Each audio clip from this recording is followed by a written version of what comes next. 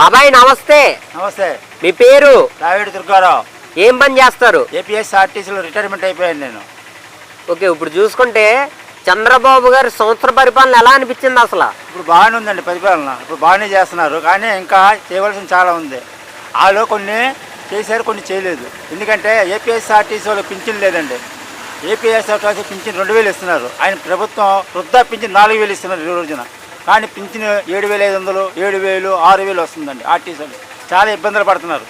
Employees ప్రతి ఎంప్లాయీస్కి pension బాగుంది. మున్సిపాలిటీ కానీ, గవర్నమెంట్ హాస్పిటల్ కానీ, రైల్వే కానీ, ఓఎన్జీసీ కానీ బాగానే ఉందండి. కానీ మా లాంటి వాళ్ళు పింఛన్ లేదండి. ఆర్టీసీలో 35 సంవత్సరాలు సర్వీస్ చేశానండి. ఆర్టీసీ నానా కష్టపడ్డాం. కానీ మా ఇంట్లో కూడా ఉద్యోగాలు ఎవరికి లేదు. ప్రైవేట్ పనులు చేసి బతుకుతున్నారండి ఎవరు మట్టుగారుగా. అది కూటమి ప్రభుత్వ పరిపాలన ఎలా అనిపించింది అసలు? బాగానే ఉంది.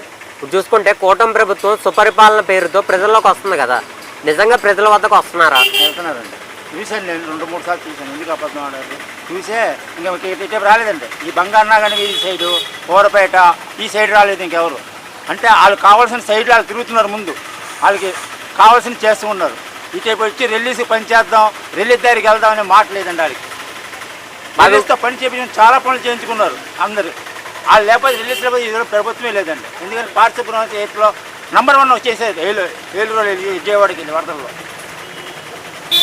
బాబాయ్ ఇప్పుడు చూసుకుంటే మీకు పెన్షన్లు రాలేదంటున్నారు కదా. అవునండి. మీరు మరి పెన్షన్ల గురించి ఎమ్మెల్యే గారికి కానీ లేదంటే నారా లోకేష్ గారికి కానీ ప్రతిపాదన పెట్టుకోలేదు మరి? ఇది స్టేట్లో కూడా ఢిల్లీలో పెద్ద పెద్ద నాయకులు అడిగారండి.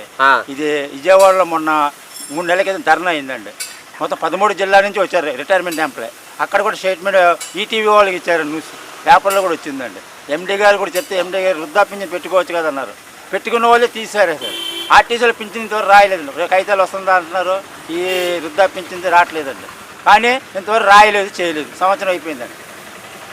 ఇప్పుడు చూసుకుంటే బాబాయ్ సూపర్ 6 పేరిట పథకాలు అమలు చేస్తున్నారు కదా కూటమి ప్రభుత్వం.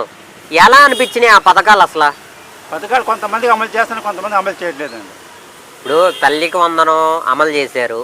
ఇంట్లో ఎంతమందికి ఉంటే అంతమందికి వేస్తున్నాం అంటున్నారు. నిజంగా ఎంతమంది ఉంటే అంతమందికి వేస్తున్నారా? అక్కడ చేశారులే తెలియదు మరి. ఈ సైడ్ కూడా రాలేదు. వస్తే కానీ తెలిసేది మాకు. ఈ సైడ్ వస్తే కానీ తెలిసేది కదా, మాకు తెలియదు. ఈ సైడ్ రాలేదు, ఈ సైడ్ అడగలేదు కూడా.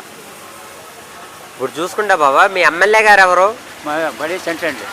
ఎలా ఉంది అసలు ఆయన పరిపాలన ఏలూరులో? బాగానే ఉందండి ప్రస్తుతానికి. నిజంగా ప్రజలకు ఏదైనా కష్టం వస్తే ఆయన ఆదుకుంటున్నాడా? మరి వెళ్తున్నారు, అడుగుతున్నారు, ఆదుకుంటున్నారు. యావరేజ్గా పర్వాలేదు, బాగానే ఉంది. బాగానే ఉంది. ఇప్పుడు చూసుకుంటే బాబాయ్ నిన్న కాక మొన్న జగన్మోహన్ రెడ్డి చిత్తూరులో మామిడి రైతులు ధర్నాకి వెళ్ళానని చెప్పి మామిడికాయలను తొక్కిచ్చేసి చంద్రబాబు నాయుడు గాడిదలు కాస్తున్నాడు, ప్రభుత్వ పథకాలు అందియట్లేదు అని అంటున్నాడు. నిజంగా చంద్రబాబు గారు ప్రభుత్వ పథకాలు అందియట్లేదా? ఆయన ప్రభుత్వంలో నిజంగా వ్యతిరేకత వచ్చిందంటారా?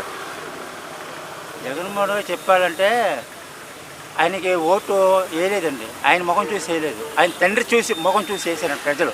రాజశేఖర్ రెడ్డి పింఛన్ భిక్ష మున్సిపాలిటీ వాళ్ళకి గవర్నమెంట్ హాస్పిటల్ పింఛన్ భిక్ష ఇప్పుడు వచ్చిందంటే పింఛన్ 50,000 పింఛన్ ఈ రోజు ప్రజెంట్లో వస్తుందంటే రాజశేఖర్ రెడ్డి గారే.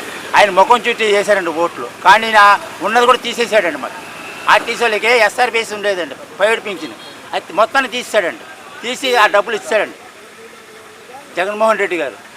మొత్తం ఏం చేయలేదండి. 18 కోట్లు ఆర్టీసీ దగ్గర తీసుకున్నారు. తర్వాత మరి ఎక్కడెక్కడ మొత్తం గవర్నమెంట్ దగ్గర పింఛన్ డబ్బు మాత్రం 2,000 కోట్లు ఇచ్చింది, అది ఇచ్చారండి.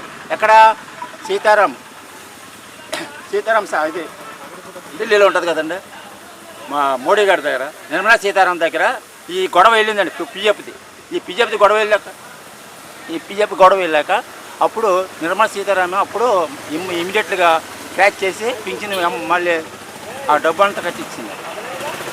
బాబాయ్ ఇప్పుడు చూసుకుంటే త్వరలో మహిళలకు ఆర్టీసీ బస్సు ఉచిత ప్రయాణం అంటున్నారు ఆగస్టు 15 నుంచి. నిజంగా మహిళలకు ఆర్టీసీ బస్సు ఉచిత ప్రయాణం పెడితే బాగుంటుందంటారా, లేదా మరేదైనా పథకం పెడితే బాగుంటుందంటారా? ఉచిత బస్సు ప్రయాణం మంచిదే కానండి. అదే జిల్లాలో ఏలూరులో ఇప్పుడు తంగిలిమడి ఉంది, మన గవర్నమెంట్ హాస్పిటల్ ఉంది. అక్కడ వరకు పరిమితంగా ఈ వెస్ట్ గోదావరిలోనే జిల్లాలో ఉన్న బస్సులో అక్కడ వరకు తిప్పుతారు కానీ మొత్తం జిల్లా దాటి వెళ్ళదండి బస్సు. ఉచిత బస్సు అది మన జిల్లా దాటి పంపరు. జిల్లా దాటి వెళ్ళాలంటే ఇప్పుడు జంతువులు దాటి వెళ్ళామనుకోండి టికెట్ కొట్టాలి. అలాగా మొత్తం జిల్లా వరకే తిరగాలి పరిమితం. అంటే మన ఏలూరు అంటే ఏలూరు పరిధిలోనే తిరగాలి. బాబాయ్ ఇప్పుడు చూసుకుంటే జగన్మోహన్ రెడ్డి 2029లో సీఎం అవుతాడంటారా, లేదంటే ఇప్పుడు కూటమి ప్రభుత్వం ప్రజల్లోకి వస్తుందని? అది భగవంతుడు రాసిన రాతండి, మనం ఏం చేయలేము. ఇప్పుడు లోనికి వెళ్ళాక ఓటు ఎవరికి వేసేదంటే నువ్వు బయటకు వచ్చి చెప్తారు, ఎవరికన్నా చెప్పరు కదా. నువ్వు ఇష్టం వచ్చింది నీ ఆత్మసాక్షిగా నువ్వు ఓటు ఎవరికి వేస్తావు వాళ్ళకి వేసి వచ్చేస్తావు. అంతే, ఆలీలనే ఉండకూడదండి. అది బాబాయ్ ఇంకేమైనా సమస్యలు ఉన్నాయి మీకు? ఇంకేం లేదండి సమస్య. సరే బాబాయ్, థ్యాంక్స్. ఈ రోజున కూటమి ప్రభుత్వం అన్న మాట ప్రకారంగా సూపర్ 6 పథకాలు అవలంబిస్తూ ఉంది, అభివృద్ధి పనులు చేస్తూ ఉంది. ఈ రోజున ప్రతి సామాన్యుడు కానీ, ఉద్యోగం చేసుకునే వాళ్ళు కానీ ప్రతి ఒక్కరూ చంద్రబాబు నాయుడు గారి పరిపాలనలో మాత్రం ఎలాంటి ఇబ్బంది లేదు. కానీ వైఎస్ జగన్మోహన్ రెడ్డి చేసినటువంటి అభివృద్ధికిను చంద్రబాబు నాయుడు గారు చేసే అభివృద్ధికి చాలా తేడా ఉంది.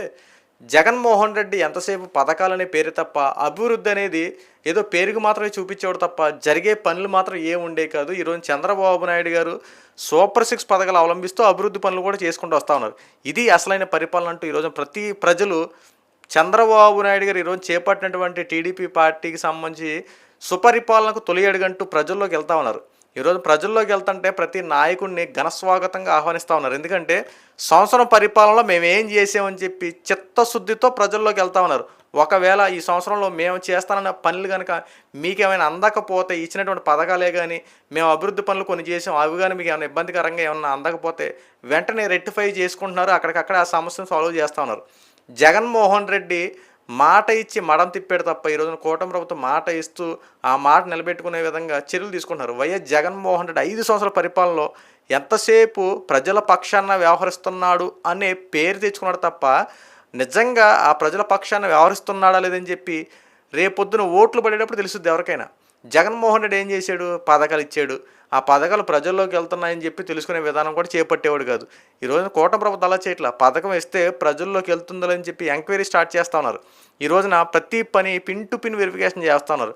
స్థానిక నియోజకవర్గ ఎమ్మెల్యేని కలవాలంటే గతంలో జగన్మోహన్ రెడ్డికి సంబంధించినటువంటి వైఎస్ఆర్సీపీ పార్టీకి ఎమ్మెల్యేలు మాత్రం కలవడానికి అపాయింట్మెంట్లు తీసుకోవాలి.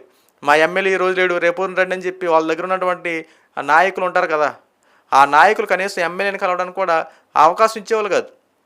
ఈ రోజున టీటీపీ సంబంధించినటువంటి ఎవరైతే గెలిచినటువంటి ఎమ్మెల్యేలు ఉన్నారో ఆ ఎమ్మెల్యేని కనుక కలవాలంటే వితిన్ 5 మినిట్స్లో పర్మిషన్ ఉంటుంది. వెంటనే డైరెక్ట్ లోనికి వెళ్ళిపోవడం, మన కష్టం చెప్పుకోవడం, కష్టం తీర్చే విధంగా ఎమ్మెల్యేలు కూడా సహాయం చేసే విధంగా చర్యలు తీసుకుంటున్నారు. గత ప్రభుత్వానికి ఈ ప్రభుత్వం టాలీ చూడండి. అంటే ప్రజల యొక్క మనస్తత్వం ఎలా ఉంటుందంటే ప్రజలకు మంచి చేశారనుకోండి ఆటోమేటిక్గా మీరు రెండోసారి ఓట్లు అడగడానికి రావసరంలా మైండ్లో గుర్తుపెట్టేసుకుంటారు. పలానా ఊర్లో పలానా ఎమ్మెల్యే బాగా చేశాడు కదా, ఈ ఎమ్మెల్యే మనం గెలిపించుకోవాలి అని చెప్పి ప్రజలకి ఆ నియోజకవర్గంలో ఉన్నటువంటి నాయకులకి ఆ ప్రజలకి మధ్య ఒక అండర్స్టాండింగ్ రావాలి.